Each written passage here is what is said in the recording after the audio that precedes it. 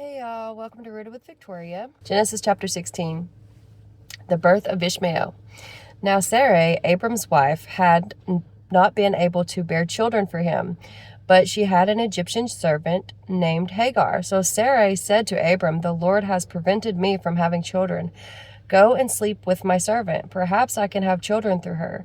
And Abram agreed with Sarai's proposal. So Sarai, Abram's wife, took Hagar, the Egyptian servant, and gave her to Abram as a wife.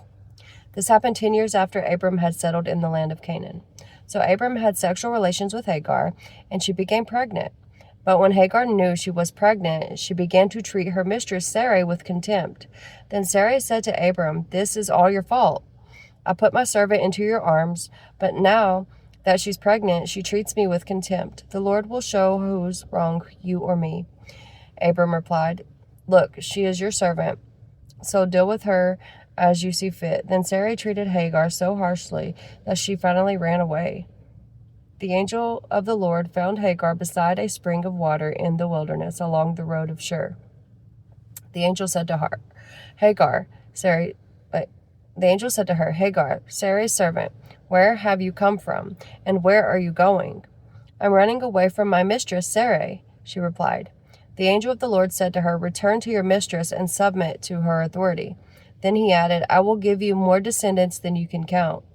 And the angel also said, "You are now pregnant and will give birth to a son. You are to name him Ishmael, which means God hears, for the Lord has heard your cry of distress.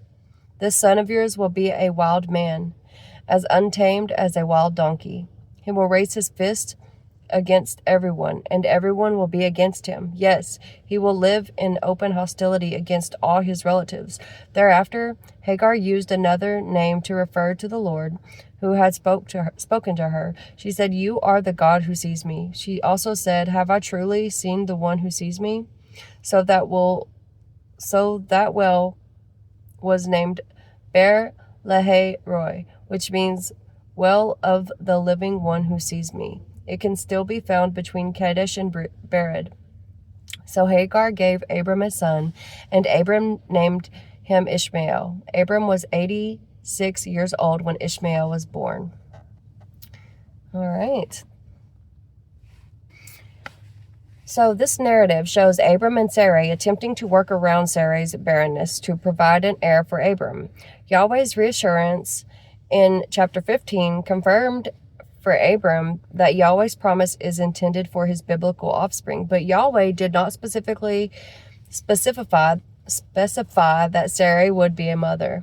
Since Sarai has been unable to provide an heir for Abram herself, she offers her servant Hagar to Abram as a wife. Hagar conceives, but her success causes strife in light of Sarai's perceived failure.